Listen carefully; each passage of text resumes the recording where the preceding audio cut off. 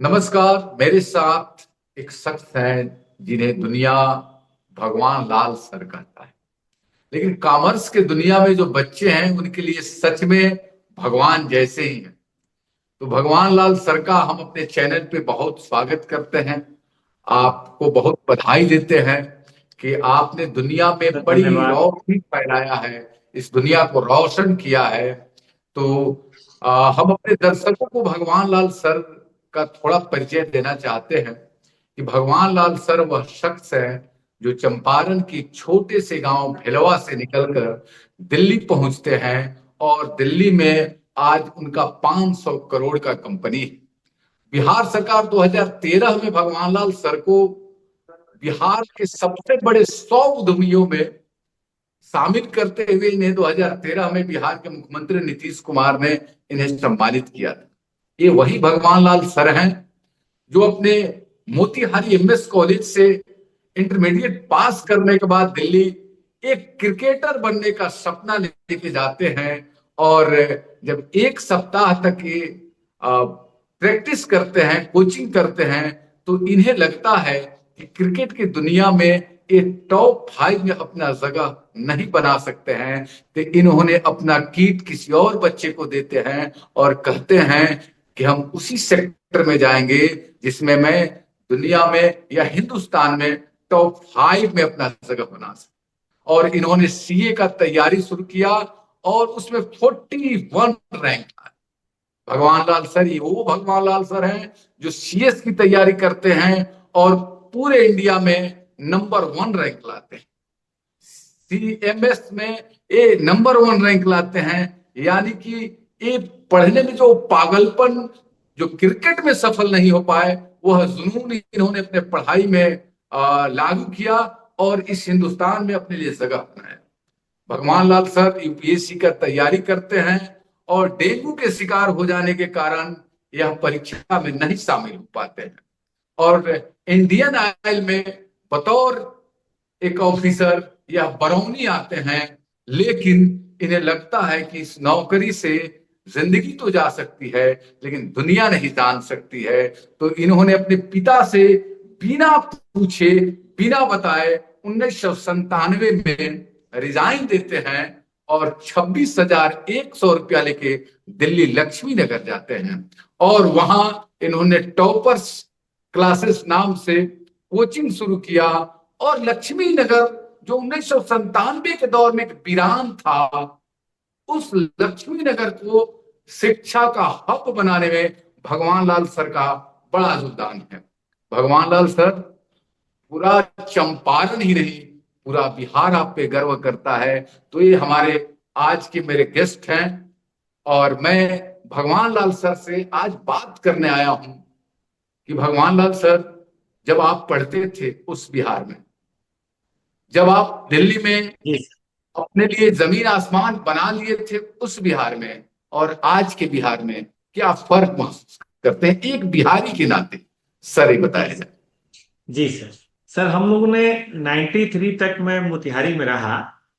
तो जब कम अवस्था थी तब तो बाहर की दुनिया से कोई ज्यादा लेना देना होता नहीं था। तब तो बड़ा मतलब खेलना कूदना और पढ़ने से मतलब था। बट जैसे जैसे ग्रेजुएशन में आदमी जाता है ना सर, तो एक इकोनॉमिक सेंस भी डेवलप होती है कि कल क्या होगा हमारे साथ। पहले तो आदमी खुद ही सोचता है, फिर तो समाज और बाकी की बातें नहीं होती। तो मैं देखा सर उस समय कंपटीशन को छोड़ के बिहार में और कोई स्कोप था नहीं। रेलवे कंपटीशन हो गया, बैंक कंपटीशन हो गया। और उसमें भी मैं अपने मोहल्ले में सीनियर भैया लोगों को देखता था कि पढ़ाई तो चाहिए ही चाहिए सर, पैरवी और पैसे का बड़ा बोलबाला उस जमाने में। मतलब जहां तक बाहर से मुझे लगा, था कि नहीं था मुझे नहीं पता, लेकिन बाहर से लगा। तो मतलब नौकरी पेशा घर से हम लोग थे, सीधे साधे हमारे पिताजी थे। तो मुझे लगा कि या ऐसा पिताजी पे जोर डालना उचित नहीं होगा, शायद वो कर भी नहीं पाएंगे। ना वो पैरवी कर पाएंगे और ना ही वो पैसे की बात हो पाएगी। तो कुछ करना पड़ेगा खुद से ही, क्योंकि जॉब में तो अपना काम करना ही पड़ेगा। पिताजी क्या ही कर सकते हैं, पढ़ा सकते हैं। तो पिताजी का आशीर्वाद लेके और सद्भावना ट्रेन होती थी सर, हम लोगों ने ट्रेन पकड़ लिया, दिल्ली आए। दिल्ली में एकदम से दुनिया अलग थी, एक अलग तरह का महानगर तो 93 तक था ही। 1-1.5 करोड़ लोग रहते थे। शांत था उस समय की तुलना में, काफी मतलब वो जो अभी दिल्ली है उसकी तुलना में शांत था, बट भीड़ तो थी। भीड़ मतलब कंपटीशन तो था। मैं सर सीए इंस्टीट्यूट में गया, कुछ भी पता नहीं था, सोशल मीडिया था नहीं। तो वहां पता चला कि 2100 वगैरह कुछ ऐसा था, पैसा जमा कराइए एडमिशन हो जाएगा। तो एडमिशन के बाद में मैं लाइब्रेरी में गया, तो लाइब्रेरी में देखा सारी सीट फुल है। तो मैंने किसी से, भैया से पूछा कि ये लोग कब आते हैं कि सीट फुल है? उन्होंने कहा ये 6 बजे आते हैं। मैं चला आया लौट के अपने आर्टिकल शिप पे गया। फिर शाम को जब मैं लौट के आया 6 बजे, मैं देखा फिर सीट फुल है। तो मैंने फिर पूछा कि ये लोग कब जाते हैं? तो उन्होंने कहा कि ये लोग तो 10 बजे जाते हैं। अब मैं डर गया कि कभी बिहार में तो ऐसा कभी पढ़ाई होती नहीं ग्रेजुएशन में कि सुबह 6 से रात के 10 बजे। मुझे लगा मेरे 2250 रुपये पानी में चले गए। लेकिन यानी फिर कि जब, आपके उस दौर में भी बच्चे 6 बजे से लेकर रात के 10 बजे तक पढ़ते सर थे लाइब्रेरी? हाँ सर पढ़ते थे, दिल्ली वाले बच्चे पढ़ते थे जिनको यहाँ पे बनना है सर। तब भी मेहनत करते थे लोग, आज भी मेहनत करते हैं। तो मैं तो बड़ा डर गया कि इतना तो हमारे खानदान के सब लोग मिलके नहीं पढ़ सकते हैं, मैं अकेले कैसे पढ़ूंगा। लेकिन सर वो क्रिकेट ने ना हम लोग को थोड़ा सा सिखाया था कि डरना नहीं चाहिए। जब घर पे आए तो हुआ कि भाई लौट के क्या करेंगे बिहार में, ऐसी कोई जायदाद और वो तो है नहीं कि उसको मैनेज करेंगे। तो ये लौटने से अच्छा है, let's have a best try, एक बार ट्राई करते हैं। और सर सब क्रिकेट इतना ध्यान से हम लोग खेलते थे, सब भूल भाल के सर। और जैसे जो बिहारी आते हैं दिल्ली में सब कुछ करके अपना लग जाते हैं, मैं भी सर पढ़ाई पे लग गया। जो भी खेलने कूदने का था सब कुछ मैंने मतलब तज दिया, सब कुछ तज दिया। और सिर्फ 2 ढाई साल में, मैं तो यही कहूंगा सभी जो बच्चे भी हैं जो भी 10+2 का एग्जाम दे रहे हैं, ग्रेजुएशन का दे रहे हैं, कि 10वीं 12वीं तक की पढ़ाई का एक अलग मतलब होता है। लेकिन जैसे ही आप मेडिकल इंजीनियरिंग या सीए या एलएलबी या मीडिया कोई भी कोर्स कर रहे होते हैं, उस समय थोड़ा सीरियस हो जाएंगे। सर वो 1.5 2 साल आप भी इस बात को जानेंगे सर, 1.5 2 साल की मेहनत, 3 साल की मेहनत ना करियर में एकदम से आगे लेके चली जाती है।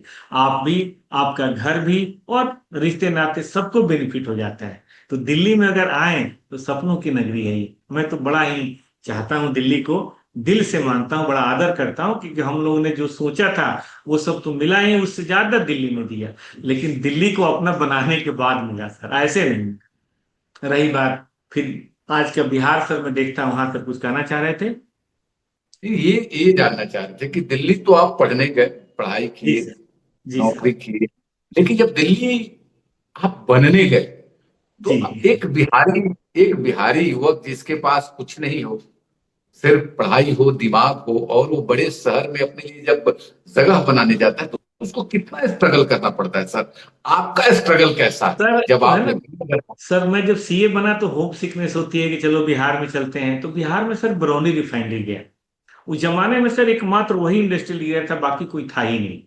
अगर आप थोड़ा सा पीछे अपने बिहार के आर्थिक परिस्थितियों को देखें तो बरौनी रिफाइनरी और आसपास सर जो मतलब छोटी छोटी इंडस्ट्री से, उसको छोड़ के तो और कुछ था ही नहीं सर वहाँ। तो वो तो ठीक था, लेकिन इसके बावजूद भी ग्रोथ के चांसेस बहुत नहीं थे सर वहाँ भी।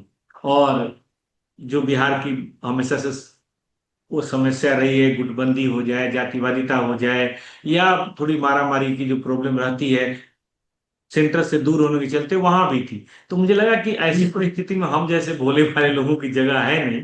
तो और पैसा भी नहीं था तो क्या ही करते वहां। तो सूप चाप सर उड़ के फिर हम लोग वैशाली एक्सप्रेस पकड़ के बरौनी से सीधे यहाँ आ गए। क्या दिल्ली करना है बिल्कुल ब्लैंक था। बस ये था कि अब नहीं जाना है, दिल्ली ने डिग्री दी है, ये कुछ और भी देगा। और यही सोच के सर हम लोगों ने कुछ नहीं सोचा कि कल क्या होगा, परसों क्या होगा, चौथे रोज क्या होगा, आज क्या कर सकते हैं। मुझे लगता है हम सबको लाइफ में यही देखना चाहिए कि आज क्या कर सकते हैं। आज स्किल है, चार्टर्ड अकाउंटेंट हैं, ठीक ठाक पढ़ते हैं, तो रैंक सैंक थी सर, एक बोर्ड पे पेन लेके बैठ गए। बाकी तो सर हम क्या करने वाले हैं सर, ऊपर वाले। और आप जैसे उस समय जो दोस्त थे, हमारे एक दोस्त थे हरिशुदन पांडे जी, अभी मोतिहारी में सीए की प्रैक्टिस करते हैं, तो उन्होंने भी बड़ी मदद करी। और भी कई सारे ऐसे लोग थे, एक वो छपवा के थे मिश्रा जी, झा जी, उन लोगों ने बड़ी मदद करी बच्चे को, मतलब कन्विंस करने में भी कि पढ़िए कोई दिक्कत नहीं होगी। कुछ फिनेंशियल की भी जरूरत पड़ी तो उन लोगों ने, क्योंकि पैसे की जरूरत पड़ती है शुरू में, तो वो लोग बड़े मतलब, मुझे लगता है कि आदमी आगे बढ़ता है तो पीछे के लोगों का भी बड़ा हाथ होता है। आज मैं उन सबको जी जी। प्रणाम भी करता हूँ और मतलब उन लोगों को कहना चाहता हूँ कि आप नहीं होते तो शायद भगवान लाल भी नहीं होता। तो उन लोगों ने सर करा और फिर सर हम लोग लग गए। लेकिन एक बात सर, जैसे आप सर दिन रात काम में रहते हैं, मुझे लगता है बाकी लोगों को भी रहना चाहिए। एक चीज मिल जाए ना सर, तो फिर चार चीजों की सर इच्छा छोड़ देनी चाहिए। एक आदमी चार चीज नहीं कर सकता। तो हम लोग भी पढ़ते ही रह गए सर। धीरे धीरे सर दिल्ली में नाम हुआ, फिर यूपी बिहार के बच्चे आने लगे, नेपाल के आने लगे, और सर गाड़ी चल गई। लेकिन आप आज तो भी सर मैंने एक जगदीश गांधी के बारे में पढ़ा था, जब सिटी मॉन्टेसरी स्कूल उन्होंने लखनऊ में शुरू किया था। आज यूनेस्को में भारत से वही एक स्कूल शामिल है। 7 बच्चों से उन्होंने स्कूल शुरू किया था, जगदीश गांधी जी ने। जी। और भगवान लाल ने 3 बच्चों से अपना कोचिंग शुरू किया था। और आज 3,000 टॉपर सीए में आपने पैदा किया है, 2500 सीएस में पैदा किया है। तो मैं वो स्ट्रगल जानना चाहता हूं सर। मैं इस दुनिया को बताना चाहता हूं कि स्ट्रगल जिंदगी में कितना मायने रखता है। सर हमको लगता है सर, इसको स्ट्रगल की बजाय ना सर उत्साह कहा जाए। कुछ करने का ओके। जुनून, कुछ करने का उत्साह पता नहीं चलता सर। अगर आप किसी चीज को बड़ी दिल से चाहें और काम करें तो मेहनत का पता नहीं चलता। मतलब मोतिहारी में जब हम लोग थे तो शायद पढ़ने में या कुछ फिनेंशियल प्रॉब्लम रही होगी उस समय, कि पिताजी की सैलरी रुक जाती थी, ऐसा कुछ हो जाता था। बट दिल्ली सर मैं फिर कहूंगा गजब की जगह है। पता नहीं चलता सर, यहाँ कोई आपको टोकने नहीं आता, कोई आपको छेड़ने नहीं आता, कोई परेशान करने नहीं आता। आइए अपना काम कीजिए, फिर अगर बढ़िया काम है तो पूरी दुनिया सर आपकी है। मतलब फैलने का स्कोप ज्यादा होता है। जब आप सब देखिए जितने न्यूज चैनल हिंदी के हैं सब दिल्ली से ही फैलते हैं सर। जितने ये कोचिंग क्लासेज है सब दिल्ली से फैलते हैं। कहाँ कोई मतलब मोतिहारी से मुजफ्फरपुर से फैल पाता है। इसलिए नहीं कि वहाँ कोई प्रॉब्लम है, इकोसिस्टम की बात होती है सर। तो दिल्ली में इकोसिस्टम बड़ा हमें अच्छा मिला। उस जमाने में लोग भी बड़े प्यारे मिले, बच्चे भी बड़े अच्छे मिले। मुझे नहीं लगता सर कि मतलब कोई दिक्कत हुई। छोटे घर से हम लोग थे सर, ऐसी कोई महत्वाकांक्षाएं मेरे ख्याल से रखनी भी नहीं चाहिए किसी को। जो मिले उसमें खुश रहिए, खूब जम के मेहनत करते रहिए सर। बस आपके सामने आज बैठे हैं सर। और जी सर। खासकर बिहार और यूपी के जो बच्चे जी सर। जब आइकम करते हैं, तो उनके मन में होता है कि भगवान लाल सर के यहाँ हम कोचिंग करें। वो भले जाएं आपके यहाँ नहीं जाए, ठीक है, जी सर। पहुंचे नहीं पहुंचे। कई का इकोनॉमिकल कंडीशन इस तरह का नहीं होता है कि वो दिल्ली जाके तैयारी करें। जी सर। कोई मोतिहारी और पटना भी या रक्सौल भी रह के तैयारी करते हैं। वैसे बच्चे जो कॉमर्स की दुनिया में अपना नाम बनाना चाहते हैं, उनके लिए आपका क्या सुझाव होगा सर? कोई सर अगर टिप्स? मन में लगन है तो अब साधन की कोई दिक्कत नहीं सर। इंटरनेट का जमाना है, देखिए सर आप कहाँ बैठे हैं, हम कहाँ बैठे हैं। इस तरह सर टीचर आज पूरे इंडिया के रेडी है पढ़ाने के लिए। अब तो पढ़ने वाला बस चाहिए। मुझे लगता है कि ये जो इंटरनेट की दुनिया आई उस एजुकेशन को डेमोक्रेटिक कर दिया। मतलब ऐसा नहीं कि एजुकेशन अब बड़े जमींदार साहब के बेटे हैं तो वही पढ़ पाएंगे। कम्पिटेटिव एग्जाम और ये सीए आईआईटी की तैयारी ऐसी चीजें। अब तो सर 2 4 5 हजार रुपए चाहिए, एक इंटरनेट का कनेक्शन चाहिए, पूरे इंडिया के बच्चे कहीं भी बैठ के सर पढ़ सकते हैं। सीए ही नहीं, और भी कोई भी कोर्स आईएएस वगैरह। तो अब पहले से ज्यादा लगन चाहिए, क्योंकि सर कंपटीशन का दायरा बढ़ गया है ना। पहले तो बड़े घर वाले बच्चे दिल्ली आते थे, उन्हीं के बीच में कंपटीशन होना था। लेकिन सर अभी कोई गांव में गाय भैंस पाल रहा है, उसका बेटा भी चाहे तो वहां से सर पूरी लगन से सुबह 6 बजे उठ के रात के 10 बजे तक पढ़ सकता है। बीजेपी गवर्नमेंट में ये जो भी नीतीश बाबू की गवर्नमेंट थी पिछले 20 25 साल में, इलेक्ट्रिसिटी तो मुझे लगता है सर आप वेरीफाई करेंगे सारी जगह पहुंच गया शायद, मेरे ख्याल से हर गांव में पहुंच गया है सर। है कि नहीं? इंटरनेट हल्का या भारी लेकिन अब सब जगह पहुंच गया है। मोबाइल सबके हाथ में है। तो इस टेक्निकल क्रांति का, औद्योगिक क्रांति का फायदा अब पढ़ने वाले बच्चों को बहुत मिल रहा है। इसीलिए अगर घर से पढ़ रहे हैं तो ज्यादा समर्थता से पढ़िए। ये नहीं कि मतलब 1 2 घंटे पढ़ लिए फिर उसके बाद क्रिकेट खेल रहे हैं, घूम रहे हैं, फिर रहे हैं। नहीं, 1.5 2 साल अपने आप को होम करके समर्पित करके अगर आप रहेंगे, कुछ भी पॉसिबल। सर मैंने कहीं पढ़ा समर्पित था। करके, एकदम समर्पित कर देना है जी शिक्षा जी के सर। नाम पे 1.5 2 साल। जी सर। कोई भी काम सर मैं समझता हूँ सर, कोई अगर डेयरी इंडस्ट्री चला रहा है तो उनको भी ये नहीं कि वो इतना कमा रहा है, वो इतना कमा रहा है, वो इतना कमा लेगा। जिस काम को अपने हाथ डाला है वही आपकी दुनिया है। एकदम अच्छा, एक उसी चीज में सर, लग जाइए। 2013 में जब बिहार की सरकार ने टॉप 100 बिहारी उद्यमियों को सम्मानित करने का जो फैसला लिया, जिसमें जाट भी भगवान पले लाल यार। सर का नाम था, आ, उस समय आप क्या सोचे सर? उस समय तब कुछ लगा कि जब हम एक चले फोन थे आया सर। मोतिहारी से? जी, बिहार भवन से मुझे एक फोन आया, कैसे उन्होंने मेरा नाम जाना मुझे नहीं पता। तो फोन आया कि वो नीतीश बाबू जी आए हैं, तो आपको आना है फिक्की ऑडिटोरियम है सर के यहाँ पे। तो जी फिक्की जी, में दिल्ली उन्होंने में। बुलाया। मैं तो दिल्ली सर में। ऐसे ही कैजुअली चला गया। वहां जाके देखा पूरा बिहार और बड़े प्रतिभाशाली लोग, गणमान्य व्यक्ति सब बैठे थे। मैं तो बड़ा हतप्रभ हो गया कि इन्होंने मुझे नाम कैसे, ऐसे बड़े लोगों के बीच में हम जैसे छोटे लोगों को कैसे बुला लिया। लेकिन जब नीतीश बाबू ने कंधे पे हाथ रखा तो सर और जोश आया कि भाई बिहार के अगर हम लोग हैं तो अपने बच्चों को और अच्छा करें। और जहां तक होता है सर, कोई बच्चा अगर बिहार से अपने पास आता है, जो भी अपनी सामर्थ्य है सर, उसके रहने खाने की व्यवस्था या पढ़ने की व्यवस्था जहां से जहां कम से कम दरों पे हो सकती है, कोशिश तो करते हैं सर हम लोग। शायद नहीं, इसीलिए 25-30 साल से। एक भेलवा गांव के बच्चे के कंधे पे जब मुख्यमंत्री हाथ रखता है, जो बड़ा पहले अच्छा कभी लगता नहीं मिला, कभी नहीं मिले थे, है। और जब वो कंधे पे हाथ रखे, वो पल कैसा था सर? सर अद्भुत, अद्भुत। मैं उस पल को हमेशा बार बार जीता हूँ अपने एहसास में, हर पल जीता हूँ सर। मेरे ख्याल से बड़े लोगों को ना, हम जैसे लोगों को, छोटे लोगों को सर ऐसे ही मोटिवेट कर देना चाहिए, कंधे पे हाथ रखना चाहिए। मेरी लाइफ में सर पहली बार जो हुआ ना, वो भी एमएस कॉलेज के प्रोफेसर साहब के दम पे ही हुआ। हम लोग तो दिन भर खेलने कूदने वाले से छोटे शहर के बच्चे जैसे होते हैं वैसे ही थे। एक बार हिंदी का सर कोई कक्षा चल रही थी, 3rd ईयर। तो उसमें एक हिंदी के कोई शिक्षक थे, अब तो मुझे याद नहीं प्रोफेसर साहब का नाम, गुरु जी का नाम। लेकिन उन्होंने कहा कि नई शिक्षा पद्धति पे कुछ लिखिए सब लोग। तो मैंने लिखा और मैं थोड़ा जल्दी लिख दिया, तो उन्होंने चेक किया। तो उन्होंने एक छोटा सा वर्ड डाला कि भविष्य उज्जवल है। टीचर लोग जनरली कमेंट करते हैं।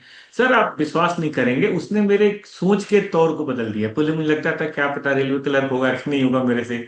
लेकिन मुझे लगा कि जरूर मेरे अंदर कोई बात है जो मैं नहीं देख पा रहा, और हमारे गुरु जी ने देख लिया है। तो उनके इस अच्छा, छोटे से आश्वासन ने मेरे अंदर सर ऐसी ऊर्जा भर दी, मुझे लगा ना ना कुछ खास हूं मैं। ऐसे कैसे कुछ खास। तो बिल्कुल बड़े बात। लोगों को, छोटे लोगों को प्रोत्साहित करते रहना चाहिए। बड़ा अच्छा, चमत्कार हो जाता है सर।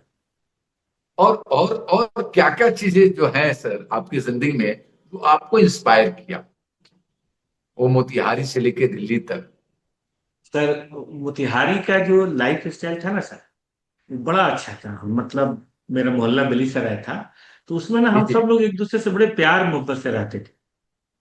कभी तो मुझे अंदाज नहीं कि उस शहर के मोतिहारी में कोई लड़ाई झगड़ा होता था, कोई गुंडागर्दी होती। तो मैं 93 या उसके पहले की बात कर रहा हूँ सर। अब आज की परिस्थितियां शायद थोड़ी बदल गई होंगी, लेकिन उस समय बड़ा एक शांत शहर था मोतिहारी। आप भी इस बात को भावुक करेंगे। मतलब कभी कोई एक्सीडेंट भी हो कहीं पे तो पूरी दुनिया को पता चल जाता था, अरे बाप रे एक्सीडेंट हो गया। तो बड़ा शांत शहर था। तो उससे क्या है कि ज्यादा भागा भागी का सर कोई माहौल था नहीं। एकांतपन, या इसको हम कहते हैं कि क्या बोलते हैं उसको, कि सेल्फ कंसंट्रेट होने की जो पावर हमारे मोतिहारी शहर ने हमें दी। खेलना पढ़ना, खेलना पढ़ना, ये सर यहाँ बहुत काम है। और काफी लोगों का सहयोग रहा। काफी समय तक मुझे याद है रामविलास पासवान ओ जी ने कई बार मुझे बुलाया। अपने मोतिहारी के जो विधायक से क्या बोलते हैं, एमपी साहब हैं, बहुत। उनका तो बड़ा ही हाथ है, राधा मोहन बाबू। उन्होंने कम से कम 10 बार टॉपर्स में, हम लोग थोड़ा सा भी फोन कर देते थे कि सर प्लीज आ जाइएगा, एक वो हम लोग का फंक्शन है, चाहे कुछ बच्चों को अवार्ड देना है। मुझे याद नहीं कि चाचा जी ने कभी मना भी किया हो। मतलब वो सिर्फ ये कहते थे कि नहीं तुम यहाँ कर रहे हो इसलिए हम साथ हैं। तो बड़ा सहयोग उन लोगों का रहा। और उससे सर वही ईंट से ईंट जुड़ती चली गई। और फिर अब तो क्या, अब सर तो रिटायरमेंट का टाइम आ रहा है। अब तो बच्चों का अच्छा, बड़ा प्यार है। आपके एक और गुरु हैं, जी। कर्मात्मा पांडे। अरे प्रणाम सर को। कर्मात्मा पांडे जी से मैं हमेशा मिलता हूँ। आप कर्मात्मा पांडे सर के बारे में क्या कहेंगे? क्या एक अनुभव अद्भुत सर, बताइए। अद्भुत एक अनुभव बहुत। सर, एक अनुभव सर बताइए जो जी सर, कर्मात्मा पांडे का बहुत एक ही अनुभव जो बहुत आपको ही बड़ा अच्छा बहुत लगा। ही प्रेरक व्यक्तित्व रहे वो।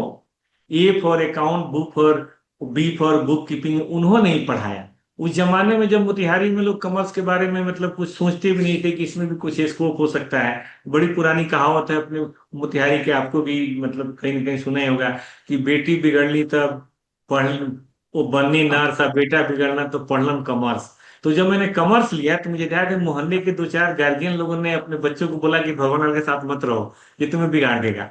लेकिन कर्मठा पढ़ने से है फालतू की बात है, वैसे ही बोलते थे एकदम, क्या बोलते हैं, फ्रेंक बोलते थे कि ना ना, मन से पढ़ो, कॉन्सेप्चुअली पढ़ो, इसमें भी बहुत स्कोप है। सीए कर सकते हैं, बीए कर सकते हैं, आईएएस कर सकते हैं, क्या नहीं कर सकते हैं। और मुझे अभी भी याद है कि एक बार मैंने कहा कि भाई कहाँ पढ़ने जाऊं, तो किसी ने मुझे कहा कि भाई कोलकाता जाओ, चाहे क्या बोलते हैं जमशेदपुर जाओ, इंडस्ट्रियल सिटी है। सर ने मुझे बोला कि दिल्ली जाओ, पटना तो बिल्कुल मत जाओ। मैंने कहा सर पटना रहेगा तो मैं भाग के आ जाऊंगा, मम्मी अकेली रहती है घर पे, पापा जी बाहर रहते हैं। बोला इसीलिए तो हम चाहते हैं कि पटना मत जाओ, कि तुम बार बार आ जाओगे तो पढ़ोगे कब। तो करमता पंडित सर ने कहा कि दिल्ली जाओ, वहां से टिकटें नहीं मिलेगा, और जब टिकट नहीं मिलेगा तो आ ही नहीं पाओगे। ठीक है, तो मजबूरी में पढ़ना पड़ेगा। तो गुरु जी लोगों का सर बड़ा विजन होता है एक बच्चे के आगे बढ़ने में। आज तो मैं खुद शिक्षक हूँ, लेकिन उन शिक्षकों का भी बड़ा रहा है। इसलिए मैं जब भी बिहार जाता हूँ, अब कम जा पाता हूँ, लेकिन जब भी जाता हूँ तो मैं गुरुदेव को प्रणाम करने जरूर जाता हूँ। और मुझे इस बात का सौभाग्य है कि सर जब भी आते हैं तो एक बार टॉपर्स में फोन करके आप मतलब विजिट जरूर करें। अद्भुत सर, वो अद्भुत व्यक्तित्व है। हम लोग जहां भी हैं उसमें उनका बहुत बहुत बहुत योगदान है सर, बहुत। अच्छा, एक चीज आपने कहा कि दिल्ली का इको सिस्टम बड़ा अच्छा है, जी सर। और बिहार में अभी राजनीतिक परिवर्तन हो रहा है, और आज ही बिहार के जो हमारे मुख्यमंत्री हैं दिल्ली के लिए कूच किए हैं। अब वो दिल्ली ही रहेंगे। इस बारे में कुछ बताएं सर, कि उनका दिल्ली बिहार छोड़ना कैसा है और दिल्ली जाना कैसा है। सर देखिए, परिवर्तन तो जीवन का नियम है।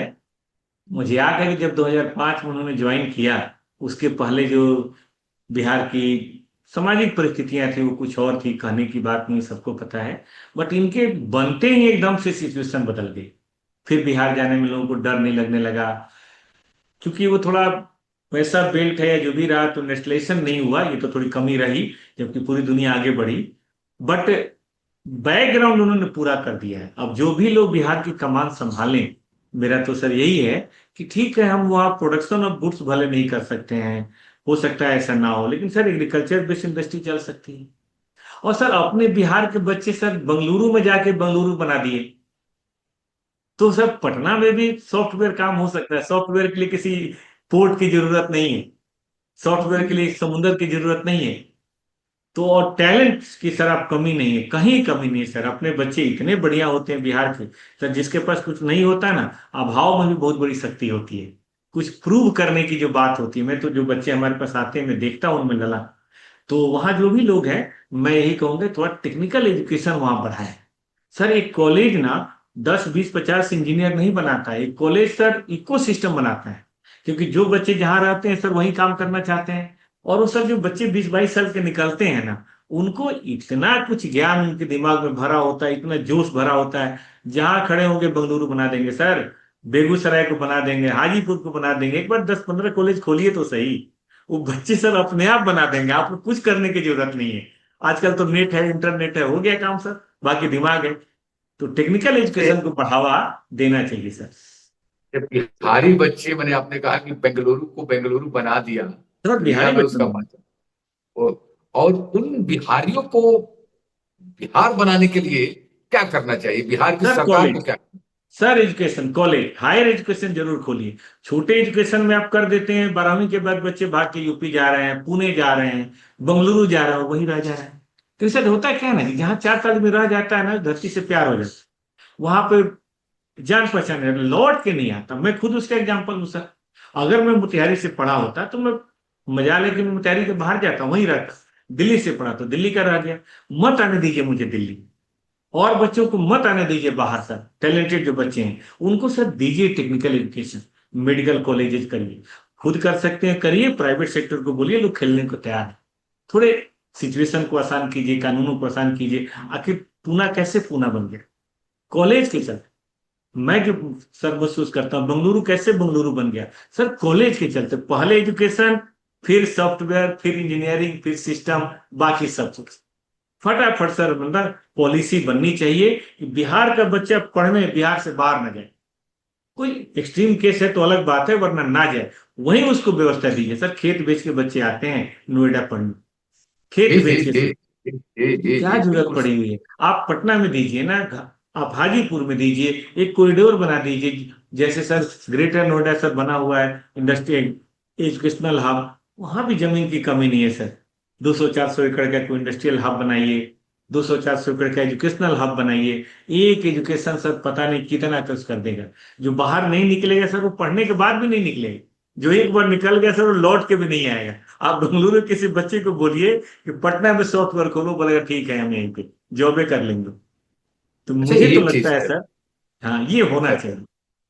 सर वो जो भगवान लाल सर की तरह जो लोग हैं, जो दुनिया को भी रोशन कर रहे हैं, वो बिहारी, जो आप बेंगलुरु कर रहे हैं, अमेरिका, जापान, फ्रांस, सभी जगह बिहारी, मॉरिशस, सारी जगह वो दुनिया को रोशन कर रहे हैं जो बिहारी, उन बिहारियों को बिहार में कैसे लाया जाए सर?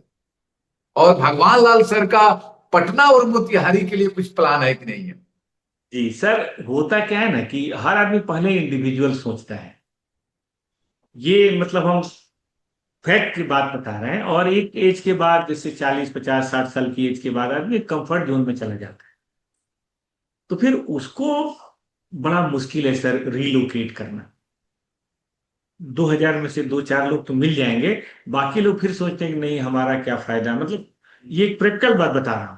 तो उनको तो बड़ा मुश्किल है, लेकिन उनके स्किल का इस्तेमाल हो सकता है अगर वहाँ टेक्निकल एजुकेशन हो। और हम जैसे लोगों को आप आके पढ़ाने का मौका दें, बड़े आराम से महीने में 4 5 दिन कोई भी आके पढ़ा देगा। अगर आप एजुकेशनल हब खोलें तो सर बहुत जगह के प्रोफेसर मिल जाएंगे। या अगर आप एक बढ़िया इन्वायरमेंट देख टेक्नोलॉजी का, तो हो सकता है बेंगलुरु वाला एक ब्रांच अपनी पटना में भी डाले, क्योंकि पटना में सर सस्ता मिलेगा इंजीनियर। बेंगलुरु में तो रहता महंगा है सर, आपको पता ही है। खाता जी जी महंगा है जी तो फिर सैलरी भी महंगा जी। चाहता है। पटना में हमें लगता है सर बढ़िया अगर कॉलेज हो और ठीक ठाक हो, तो वहां लोग 30 40 हजार रुपये में खुशी खुशी काम करेंगे और सुख महसूस करेंगे सर। अपने घर को छोड़ के कौन जाना चाहता है? ट्रेन पे जो बैठता है सर ना, वो आंखों में सर मतलब अफसोस लेके ही बैठता है कि आज मुझे अपने वो दर से बाहर जाना पड़ रहा है। अपने घर हम से तो बाहर चले जाना। परदेश, हम परदेसी, कोई नहीं जाना चाहता सर, कोई बच्चा नहीं जाना चाहता। रोकिए बच्चों को रोकिए, 10 साल बाद परिवर्तन दिखाई देगा सर। अच्छा, एक और कॉस्मेटिक। एक जी दो सर। टिप्स और बताइए सर। जी सर। जो जी ये सर। बिहारी बच्चे जो हिंदुस्तान के हर बड़े शहर में स्ट्रगल कर रहे हैं, अच्छा करने की कोशिश कर रहे हैं, उन्हें भगवान लाल सर की तरफ 500 करोड़ की कंपनी बनाने के लिए क्या टिप्स होना चाहिए, उन्हें क्या करना चाहिए? दीवानगी चाहिए सर, बहुत बड़ी दीवानगी। दीवानगी चाहिए सर।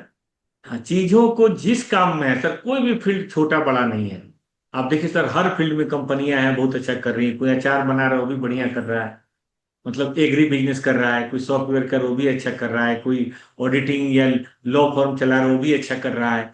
कोई मीडिया में हमारे भाई लोग हैं सर, वो भी बहुत अच्छा कर रहे हैं। चीजों की दीवानगी होनी चाहिए एक समय के बाद। ये नहीं कि हम क्या कमा रहे हैं, कौन सी कार पे घूम रहे हैं। इससे बेहतर है कि हम समाज को क्या दे रहे हैं, ये सोचना बहुत जरूरी है। उससे क्या समाज भी जुड़ता है सर, और समाज जुड़ता है तो बड़ी टीम बनती है। सर सिंगल टिप्स की दीवानगी चाहिए। हाँ सर, यही यही सर। आप तो सर इस काम में सर आप दिन रात लगे रहते हैं, कैसे लगे रहते हैं? केवल पैसे के लिए सोने लगे होते हैं सर? अब मैं आपसे पूछता हूँ सर, केवल पैसे आपको नहीं सर नहीं इतना नहीं। इन्वॉल्व कर सकता है? बिल्कुल नहीं सर। समाज को कुछ देने की जो ललक होती है, वो सर आपको इतना बिजी करके रखता है कि आप स्कूल भी चलाते हैं सर। वो मीडिया में इतना सर दिन रात काम करते हैं, अभी शशि बाबू बता रहे थे कि एकदम लगे ही रहते हैं। वो सब मुझे लगता है कि मनी नहीं हो सकता, एक कार एक घर नहीं हो सकता, एक खाना नहीं हो सकता, बल्कि अपने समाज को और आगे ले जाने की जिद होती है। ये जिद जो पाल लेते हैं सर, फिर कहीं कोई दिक्कत नहीं, वो अजीत सिंह बनेंगे, कोई प्रॉब्लम नहीं होगा सर। सर हम हम जैसे लोग, आप जैसे लोगों को पढ़ के इंस्पायर होते हैं। एक चीज और सर आपसे जी जानना सर। चाहते हैं, आप जी सर। एजुकेशन के फील्ड में हैं। हमारे बिहार में खान सर बड़ा फेमस हो रहे हैं। जी सर। खान सर के बारे में आपका कमेंट चाहिए सर, आप उनके बारे में सर क्या हम सोचते हैं? ज्यादा तो नहीं जानते उनके बारे में पर्सनल, लेकिन सोशल मीडिया से ऑफकोर्स हमने देखा है सर। बड़ी अच्छी बात करी उन्होंने। एक तो पटना का गौरव उन्होंने स्टेब्लिश किया, वरना सोशल मीडिया में सर जितने टीचर थे सब दिल्ली मुंबई पुणे ऐसे थे। एक तो सर उन्होंने गौरव स्टेब्लिश किया, लोगों को बताया कि पटना में भी पढ़ाई हो सकती है, चाहे जिस चीज की पढ़ाई हो रही हो। और वो पढ़ाने के साथ साथ सर और भी लाइफ लेसन वो भी सर देते रहते हैं। प्लस उन्होंने फिर वही बात, एजुकेशन को डेमोक्राइज किया, 200 400 रुपए की फीस करी, बिहार के बच्चों के लिए बहुत अच्छा किया। तो मैं जहां से देख रहा हूँ सर, वो अद्भुत कर रहे हैं, बहुत बढ़िया कर रहे हैं, और हमारी अद्भुत सारी कर। शुभकामनाएं सर उनके साथ हैं। अच्छा, और एक फिजिक्स वाले जो अलग जी पांडे सर। हैं, हाँ ये सर। गांव से निकल के उनकी ब्रांच जब हर सभी जिला मुख्यालयों में खुल रहा है, इनका थोड़ा केमिस्ट्री हमको बताइए जी सर। सर ये इनके ना बारे प्रयागराज में शायद मतलब इंजीनियरिंग कॉलेज वगैरह में लिया है तो इनका मन नहीं लगा या जो भी परिस्थितियां रही हो 2016 के आसपास। तो फिर इन्होंने मैं छोटे से मोबाइल पे घर के बोर्ड पे दीवानगी से पढ़ाना शुरू किया। कुछ नहीं देखा कि कल क्या होगा नहीं होगा। चैन से चैन बनता चला गया। लॉकडाउन आया। लॉकडाउन ने एकदम से बूस्ट किया। और अलग पांडे जी के बारे में मैं कहना चाहता हूं कि ना वो डरते नहीं है। ये बड़ा जरूरी है। तो कोई भी चीज जब आगे बढ़ते हैं तो ये नहीं सोचते हैं कि कल थोड़ी प्रॉब्लम होगी या जो भी होगी। ये बड़ी उनकी अच्छी बात है। उन्होंने पहले हम लोग ये सोचते थे कि वो सब एरिया में जा रहे हैं तो हो सकता है फेल हो जाए, क्योंकि मेडिकल भी में। करना चाह रहे हैं, इंजीनियरिंग भी करना चाह रहे हैं, कंपटीशन भी करना चाह रहे हैं। लेकिन मैं 4-5 साल से देख रहा हूँ 2021 से 26 तक बहुत अच्छा मैनेज किया हुआ है।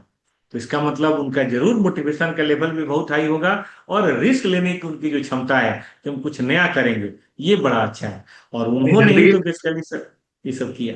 जिंदगी में सफल होने के लिए दीवानगी के बाद रिस्क भी जरूरी है। हाँ सर, रिस्क लेना बहुत जरूरी है। अब सर बड़ा नहीं सोचेंगे तो बड़ा कैसे बनेंगे। हम बहुत कंफर्ट जोन में रहेंगे तो कैसे बात बनेगी सर। एक और थोड़ा बात, कंफर्ट जोन से बाहर आना जी सर। एक बात, एलन मस्क को दुनिया पागल करती है, और मैं भी मानता हूं कि पागल आदमी ही दुनिया में इतिहास बनाता है। आप सही बात उनके है। पागलपन के बारे में भी कुछ कुछ कहें सर। जी सर, वो फिर वही वो आदमी ने सर ऐसी चीजें सोचता है जो हम सोचने से भी डरते हैं। मंगल ग्रह पे कॉलोनी काटेंगे, मतलब हम और आप बैठ के सर हंसी मजाक करेंगे, अरे क्या पागल आदमी है। लेकिन वो बोल रहा है कि करेंगे। अब सर जो मंगल ग्रह पे जो जाने की सोच रहा है, वो कम से कम सेटेलाइट तो बढ़िया चला ही लेगा। आज देखिए उसका सेटेलाइट सर पूरे वर्ल्ड में जहाँ कुछ नहीं चलता वहां उसका सेटेलाइट चलता है। हर कंट्री उसको स्टार लिंक का सर ले रही है। मतलब बहुत बड़ा सोचने का एक बहुत बड़ा फायदा है सर कि छोटा काम तो हो ही जाता है। मतलब 2-4 हजार करोड़ की बात करें तो 500 तो हो ही जाता है। हम सोचेंगे सर 1 करोड़ तो क्या ही करेंगे। तो मुझे वो आदमी बड़ा अच्छा लगता है। मतलब उसका जो पागलपन है सर वो पागलपन नहीं है, वो डेयर नहीं है। वो जानबूझ के ऐसी चीजें डेयर करता है जो इंसान समझता है कि नहीं होगा। बिना ड्राइवर के कार कौन सोच सकता था। सर सोचना ही बड़ी बात है। और जिसने डेयर किया है उसी का तो हुआ है। और केवल सोचता नहीं है सर, सोचने के बाद वो जिंदा है। हमने सुना है उनका अपना कोई घर नहीं है, कि घर होगा तो बार बार वहां जाना पड़ेगा। जहां जाते हैं वही उनका घर है। ऑफिस में सो रहते हैं ऐसा। सर ये समझिए कि पुराने जमाने में से अपने यहाँ ऋषि मुनि लोग होते थे, वो आदमी तो उस टाइप का है। वो बता रहा था मेरा घर ही नहीं है। और लोग उसको दुनिया के सबसे धनी व्यक्ति बताते हैं, बोला कैश थोड़े ना है, वो तो शेयर है हमारे। तो ये बहुत बड़ी बात है। उस स्टेज पे आकर आदमी सोचता है चलो आराम कर लेते हैं, ये कर लेते हैं। वो तो और नई बातें सोचता है कि हम अब की बार ये कर देंगे, अब की बार वो कर देंगे। कमाल है सर, कमाल है। प्रेरक है। तो सर एक और आपके बारे में एक और आपका जी प्रश्न। सर। आप पढ़ाते पढ़ाते इस दुनिया से फिर एक मैन्युफैक्चरिंग की दुनिया में ट्रांसफर हुए। जी सर। आप आपकी कोई यूनिट बिहार में क्यों नहीं, और वो जो यूनिट है उसकी उड़ान कहाँ है सर। सर मैन्युफैक्चरिंग का सर बहुत अच्छा एक्सपीरियंस नहीं रहा, क्योंकि बाई नेचर शायद मैं शिक्षक हूँ। तो वहां भी सर मैं शिक्षक के तौर पे ही बातें करता हूँ, जबकि सर उसके लिए ना बनिया बुद्धि बहुत जरूरी है। एक एक रुपए की बचत होनी बहुत जरूरी है। हम लोग सर ऐसा कर नहीं पाते। हम लोग बोलते हैं, चलो कर लो खर्चा कोई बात नहीं। ऐसे सर मैनेजमेंट नहीं चलता। मैनेजमेंट में तो एक एक रुपए का सर 3-5-4 करना बेहद जरूरी होता है सर। तो वो बहुत अच्छा नहीं रहा। जैसा चलता है सर चलने देते हैं। और अब पूरा काम सर, पूरा ध्यान सर बच्चों को पढ़ाने पे। सुबह 8 बजे हम लोग सर घर से जब निकलते हैं तो मन में एक उत्साह होता है कि आज फिर कुछ नई बात हो। तो एज ए टीचर तो सर मैं ठीक हूँ, लेकिन एज ए मैनेजर ठीक नहीं हूँ। उसका हम ज्यादा सर कोशिश नहीं करते सर। 8 बजे सुबह घर से निकलते हैं सर ये सोच बड़ा के अच्छा कुछ लगता अच्छा है सर। आज नहीं जी करना है, सर। फिर घर वापस कब जाते हैं सर। 8 बजे सर। आठ 12 बजे सर घंटा हम जाए। जी सर, 8 से 8। क्योंकि लाइफ में और यानी कुछ हम लोग सोचते नहीं है सर। लाइफ में कुछ और नहीं सोचते, पर बच्चे, उनकी पढ़ाई, उनका कैरियर, बस यही। ज्यादा सोचने पे काम नहीं होता ना सर। ठीक सर। बहुत बहुत धन्यवाद।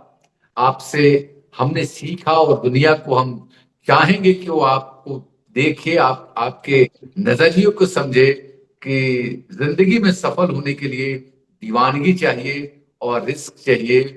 तो सर, आपने अपना बड़ी कीमती टाइम दिया। मुझे मालूम है आपके पास वक्त का बहुत अभाव है, बावजूद आपने हमारे लिए, हमारे दर्शकों के लिए आपने समय निकाला। इसके लिए सर को बहुत बहुत आभार।